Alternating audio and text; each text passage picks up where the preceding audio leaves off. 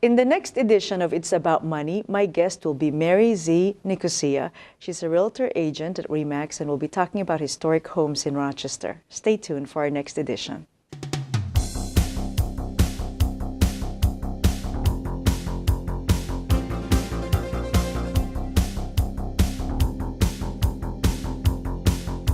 Hello and welcome to another edition of It's About Money. I'm Nannette Nocon and thank you for joining us. Today I'm delighted that my guest is Mary Z. Nicosia and she's a realtor agent here in Rochester, New York, and she specializes in historic homes. Mary, welcome to the show. Thank you. Thanks for having me. I'm glad you're here. You know, we have such a rich history of architectural and historical homes in Rochester, and I know that you specialize in them. So what are the typical attributes of these homes in our community? Well, I mean, it really varies. I think if you look at kind of the whole history of Rochester, the outlying suburbs, for example, the styles will vary anywhere from the late 1700s, 1790, all the way up into the present day. So you have a large span of time when things have been built, and then also with probably about 24 different architectural styles that occurred within that time frame. So really have, you know, as times change, the architectural styles changed with them as well. So you can find just about 24 different examples of architecture just in the greater Rochester area. Sounds good. Now, are there pockets of the community that are more interesting than others? I mean, it's quite a wide range, like you said, of architectural styles, but are there more interesting areas than others? I can't say that as someone that appreciates all different types of historic architecture, but I think the communities were developed in different ways. The oldest part of the greater Rochester area was Cornhill. That's really where the city began, where it began to grow. So that's really going back to 1815. But if you look at some of the surrounding areas like Geneseo, Scottsville, Albion, those were really settled for agricultural reasons and were settled earlier. And so you had these little hamlets and little agricultural communities that were going up, but then you also had the boomtown of Rochester that was starting in 1815.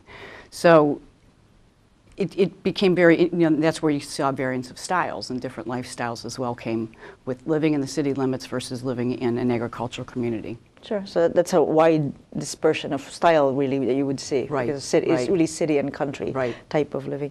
So is there a particular historic home that stands out to you that you think is special? There are just so many that you like so much, but is there one that's... Is there like a favorite, my all-time favorite house that I just love and appreciate so much? My own house, which I love and very passionate about that. But some of the Campbell Whittlesey house in Cornhill, I think is in private ownership and under renovation. I think that's a very special place. Really has been maintained beautifully and is now currently being restored into a private residence, but it has been maintained so incredibly well. Actually, let's talk about that. What does it take to own privately a historic home? I mean, there seems to be a lot of work because it's an old house. But what does it take, like financially, to buy one, and what should one be thinking about before they buy one, and how to maintain one, how to put money in it? So help us out with some of that. Well, I think people can fall in love with the charm of the house. It's charming and it's architecturally beautiful, and there's elements and details of things that are really beautiful and very special and very unique to that house. And when you go to buy a historic home, there's a couple different degrees of quality that you could buy. You could buy a house that someone else has already made that investment and done the legwork for you, and that you really don't have to do anything in terms of improvements, but you do have to maintain it. Or you could take an historic home that is still in some need of repair. Perhaps it's got a very old roof on it, or very old bathrooms, a very dated kitchen. And those are, if you're going to take on something like that, you're looking at more expensive projects. So the best thing to do is to go into those with your eyes open and working with a good realtor that can help navigate you to say, well, this is something you might want to address over time, and this could be very expensive if you're going to have to do a tear off on the roof, or doing some repair on a foundation, or some of those bigger items that might not be up to speed when someone before you didn't do the repairs and invest in the property. You might have to be the one to make that investment. So it's really, when you're buying the property, not only do you think about the purchase price, but all the possible work that you'd have to do to upgrade it. Right, if you want to make improvements. And what's the difference then when you're restoring the house? You restore it to what it's close to what it was originally, or I mean, that takes a lot more. Well, and that's up to really the passion of the buyer and what you want to do. I mean, my recommendation and what I always recommend to people is make improvements that are sensible and in keeping with the house. I mean, there's certainly things that structurally you want to make sure are done just for practical reasons in terms of the roof, the heating system, the foundation. But as you get into cosmetics and in a kitchen design, for example, that can vary. Not everybody, kitchens in 1900 weren't exciting, and you know, and so no one I think really wants a 1900 kitchen. But you know, do you want to spend $50,000 on perhaps what a modern kitchen would cost today, or do you want to work somewhere in between?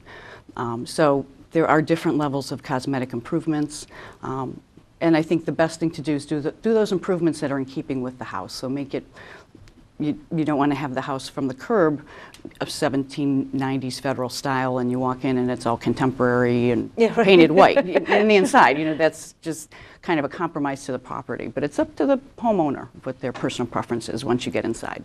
But they need to go in with their eyes open with regards to what kind of work might be needed for that. Because it's not buying the house and then once you buy the house, do you have the cash on hand to do what's needed to be done or what you want to do? Or do you need to stagger those projects over time? And say, we'll do the kitchen this year, 2 years later, we're going to take care of the bathrooms. And in terms of financing, now, you know, the banks really won't give you money above and beyond the mortgage amount to do those types of things. You could tap into a home equity line of credit over time to do it, or simply work through your savings to get the property where you want it to be. Are there any, so there's no really special financing available for historic homes, or are there some? Not currently in terms of monies given. There's different programs in the city in terms of grants for things that can be in, you know, pretty difficult shape. And you can really find those grant programs on the City of Rochester.gov website to see what the programs would be available. There are things that you could apply for. But I don't want to send the message that there's a large pool of money out there that is being dying to be doled out to give to someone to improve their home. So you should be prepared to take the majority of that on personally. I see. So, but then it would be good to work with a realtor who might know what the resources are. Right, where to, because there are resources available. There's state and state level resources depending on the property and if it's registered. Oh, I see. So there, but you know, working with a realtor that could point you in the direction of where you could go look for some funding. I see. So help me, what does it mean to be registered? What does it take to be a registered historic home? Well, that's really, there's an application process and an approval process to be a registered landmark in the City of Rochester. You have that level. There is a state registry where it's recognized at a state level, and then there's the national registry where that's located on the national level. And basically those registries pretty much protect the building from demolition primarily. Oh, okay. But it does make it available for some grants in terms of what you might want to do to improve it. But it is an application and an approval process to do that. I see. That's interesting. So it's really more for, like you said, to preserve it in terms from demolition, which happened a lot, I guess, in the 70s and 80s, right? And right. And after the 60s, that's when these preservation districts were born and the state registry. I see. I see. We have some of those properties in our community. Oh, sure. Yeah, that's many. good. Sure. Yeah. Well, that's great. That's great. So really, so when someone's trying to buy a home, it'd be like the same type of financing as any other home, whether they're building or buying one. But then they have to keep an eye on.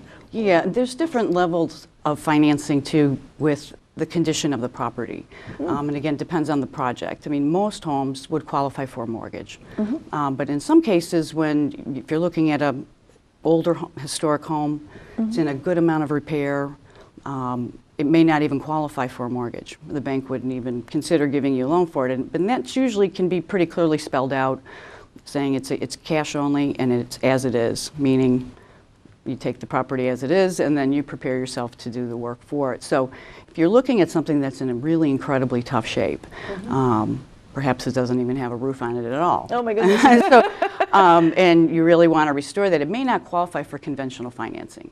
I see. And you should be prepared to look for alternative sources or be prepared to pay cash. I see. And then you put the money in and turn it around as investment. Correct. Or live in it or something like that. That's great. It appears that there's a lot of, or enough interest in among the homeowners or people who live in Rochester to invest or live in a historic home, that we have several that have been updated. Well, it's interesting because if you think, I think a lot of people think of historic homes as 1800s, but technically, in terms of the trade, the house needs to be 50 years or older to be considered historic. So really, we're into 1962 and older is really a historic home. So, I see. And you know, all of Rochester is historic. If you think of when that was built, all of Brighton is historic, unless it's something that was built very recently. So everything's kind of moving into that 50-year plus status. I see. So yeah, I see what you mean. I'm thinking more in the 1800s, 1900s, No, but it's not 50 really. years It's more is broad. really. Well, that makes me historic. Then. So, do most people who buy historic homes? I mean, you'd have to have really a good amount of savings and really be prepared to do that. I think, right? Again, it goes back to the condition of the house, of how what condition do you want to buy, and, you know, and did the person before you do the improvements, and are you buying something that's pretty much already improved and done? There is always ongoing maintenance costs with a historic home or an older home, in terms of a lot of times these houses will have wood trim. They don't have siding, so you're going to have to paint that house. I see. You're going to have to maintain perhaps the windows, which aren't, you know, they're not your, you know, vinyl windows. They are the perfect and beautiful historic windows, but those require maintenance and glazing, and so the maintenance costs are a little more expensive, and people should prepare for that. They don't necessarily age in the same way a newer construction would age.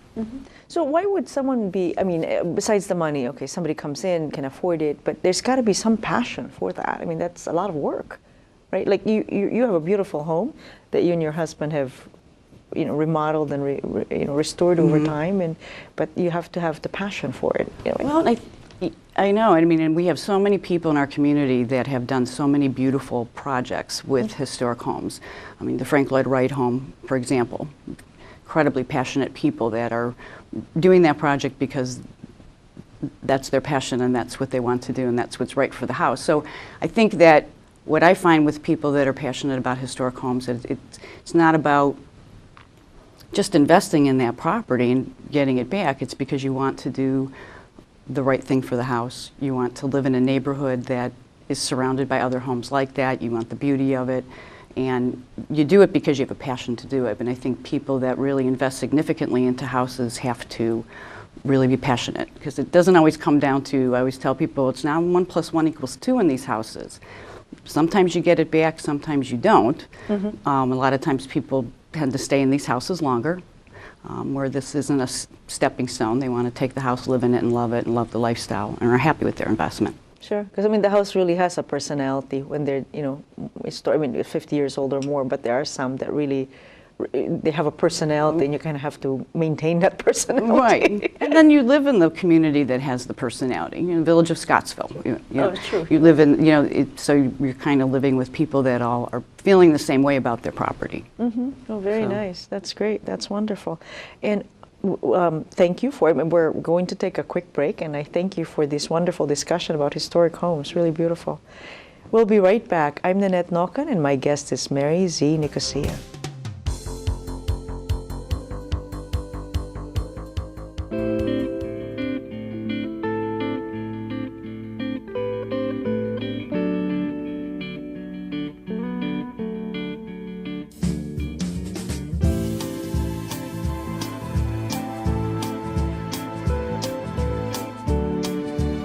If they could speak up, we wouldn't have to. Bringing species back from the brink of extinction.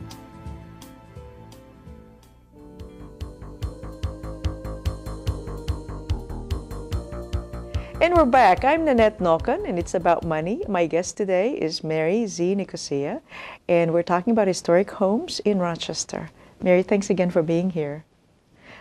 So, has there been a trend in pricing and assessments of historic homes in Rochester and Monroe County? Well, in terms of assessments, I think that assessment really just recently came out with the city of Rochester, and we're seeing really an upswing in values, which we traditionally see in some of the healthier city neighborhoods, which I'll call them, the Park Avenue area, the South Wedge area, which I think was assessed the highest this time around, and that's because that neighborhood, people have really made significant improvements into the property. It's gotten healthy retail and that, and so what you will see is somewhat of a creep on your assessment, as the neighborhood gets a little bit healthier. It's not a bad thing, but also, there are, within the city of Rochester, if you're going to make some improvements into the house for the sake of preserving the house, you can file an application and ask for a tax assessment reduction based on that. Now, and that's really making improvements to preserve the house. Let's say you want to put in a big, beautiful new kitchen. Well, that's really not preserving the house. That's making the house to your style. If you want to, restore the shutters on the exterior, restore the front steps, restore the front porch, that's something that would be considered restoring the house, and you could, ask for an assessment reduction to not include that as an improvement to the property. So, and again, that's on the cityofrochester.gov website to see the application and understand the process for that. Oh, that's great. It's nice to know that. So then you don't have to take it as it is, and you could just, there's special things that you can get some And I think historic Brighton and Pittsford have similar programs as well, and it's really to talk to your city tax assessor to understand what they may do if you, in the event that you are making some significant restoration to that property. I see. Now, what about properties that have certain restrictions? You'd mentioned the Frank Lloyd Wright. I mean, that has a lot of restrictions. That's probably in one extreme. Right. But then there's certain homes that also have some restrictions on what can be done. Is that right? Yeah.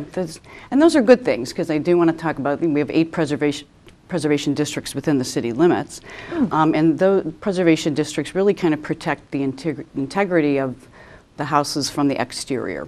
I know historic Pittsford, Penfield, Scottsville, a lot of different communities have preservation covenants, we call them.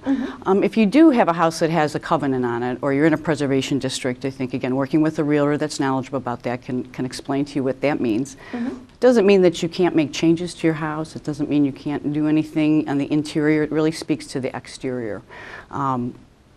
But those are good things because it protects the integrity of the neighborhood. It makes sure that your neighbors are all doing the same thing, so the neighborhood will have a consistency to it when it's all said and done. Growing up in Cleveland, we didn't have any type of preservation districts, and we still don't. And you can see it in neighborhoods where there's a very degree of quality across that neighborhood. And so really, preservation districts will protect your value. I see.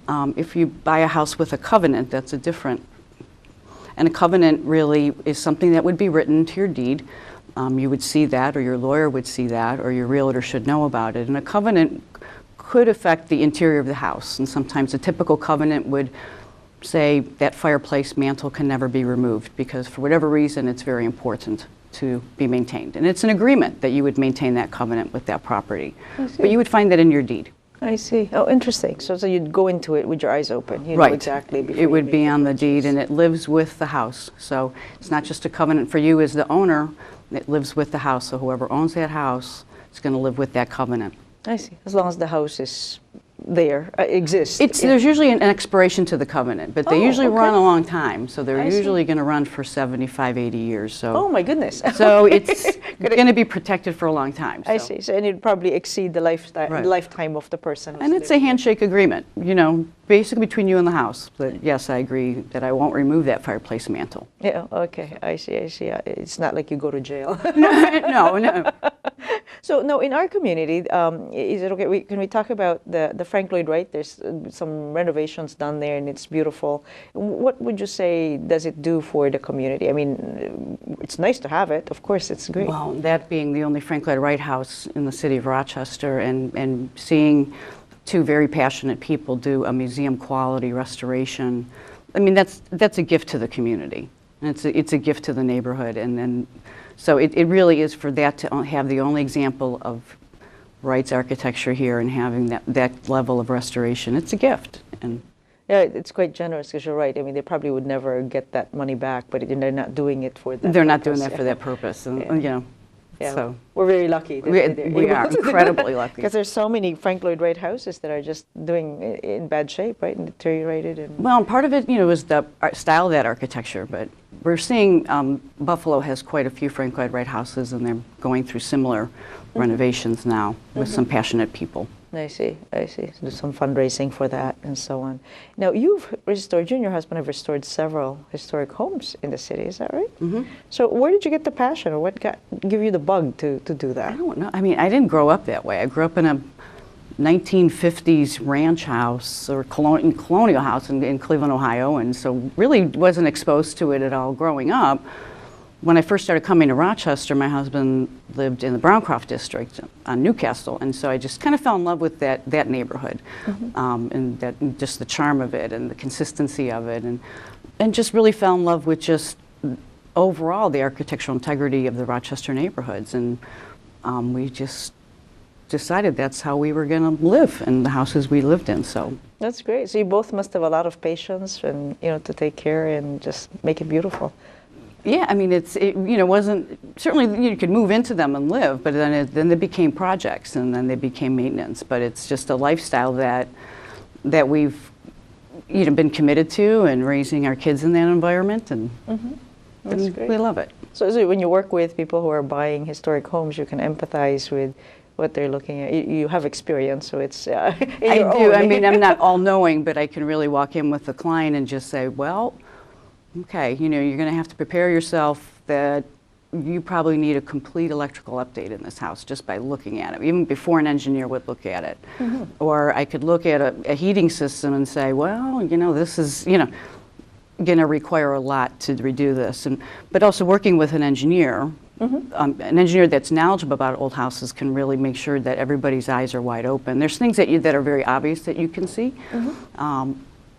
And there's things that you can't see. Those are latent defects to the house. It might be behind a wall. It might be somewhere you don't see. But an engineer can help make that clear to you, but I think a knowledgeable realtor as well could kind of guide you through that process. So unless you really know a lot about homes, when buying a historic home, it's good to really get a realtor who understands the nuances, and then have an engineer do the inspection. And also you're bringing a friend along that has perhaps already accomplished a project like that. I'll have clients bring their sisters or cousins, their friends, people that have been through the process, to give them a second opinion as well. So it doesn't just have to be my opinion, but bring somebody along that's already lived through something like that.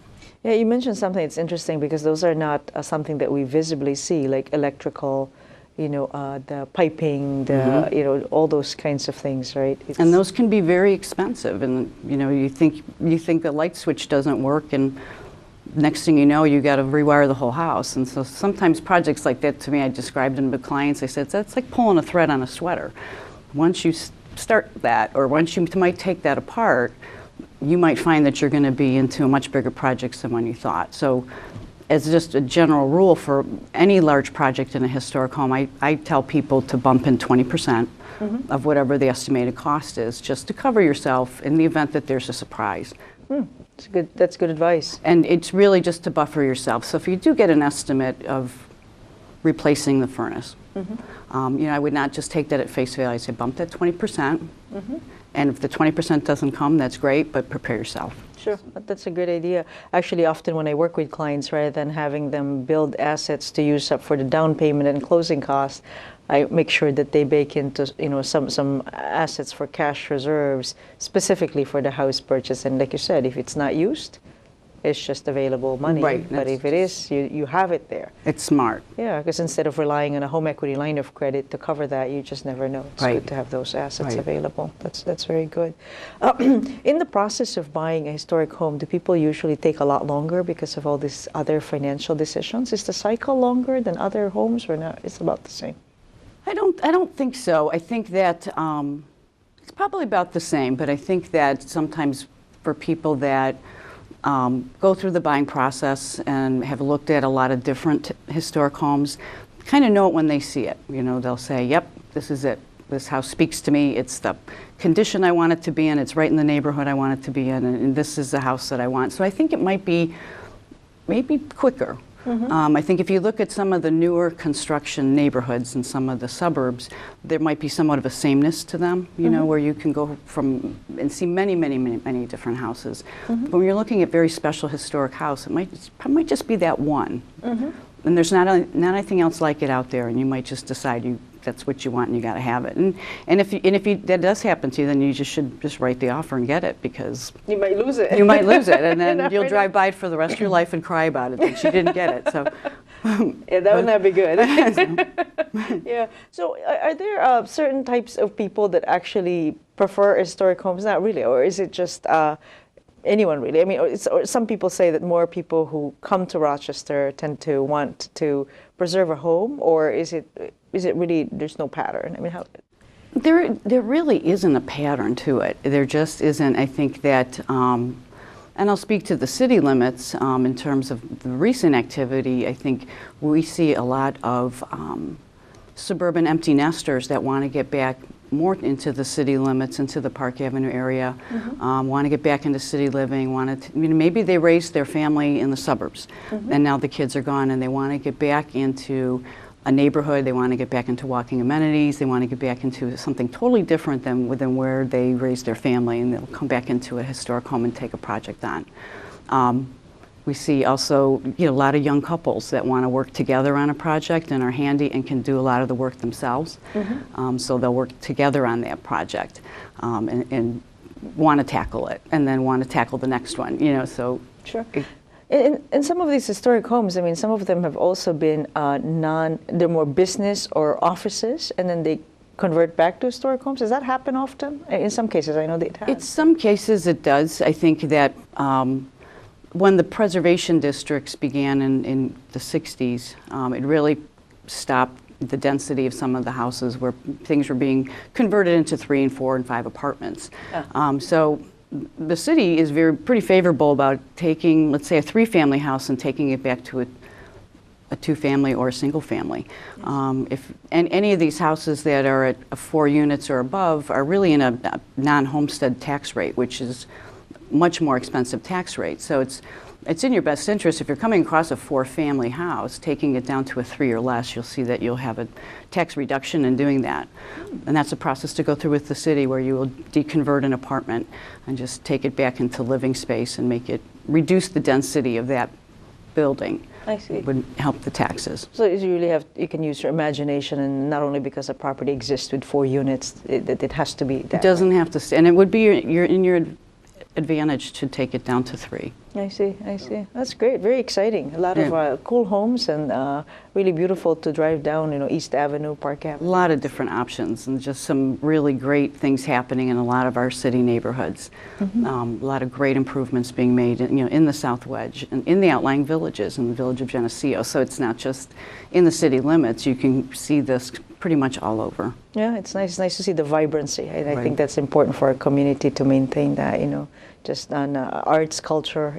And the charm of Pittsford Village. Everyone thinks of the charm, but the integrity of Pittsford Village is really governed and maintained by, the government of the city of Pittsford, but then also some very passionate people that have preserved that neighborhood. I mean, it's like a walk back in time there. Sure. And sure, they have a Starbucks and they have retail, but all of those things have been very sensitively planned and put into the community. So you have the modern amenities there, but you don't have a McDonald's sign sticking out right on Main Street in Pittsford. I mean, there's a reason for that. It's protected. I see. So you need people to really take a look at the big picture. Right. And make that happen. Right. Well, Mary, thank you so much for being a guest today. You've been very great. informative, and it's been exciting talking with you. And I hope our viewers got some pointers in looking at historic homes. Thank you for having me. Thank you. And thank you, our guests, for joining us. I'm Nannette Nocon. It's About Money, and my guest again today is Mary Z. Nicosia, Realtor Agent from RE/MAX. Have a good one.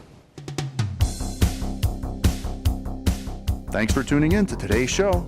If you have any questions for It's About Money, please email Nannette at nnocon@aol.com. This program was produced through Penfield Community Television in Penfield, New York.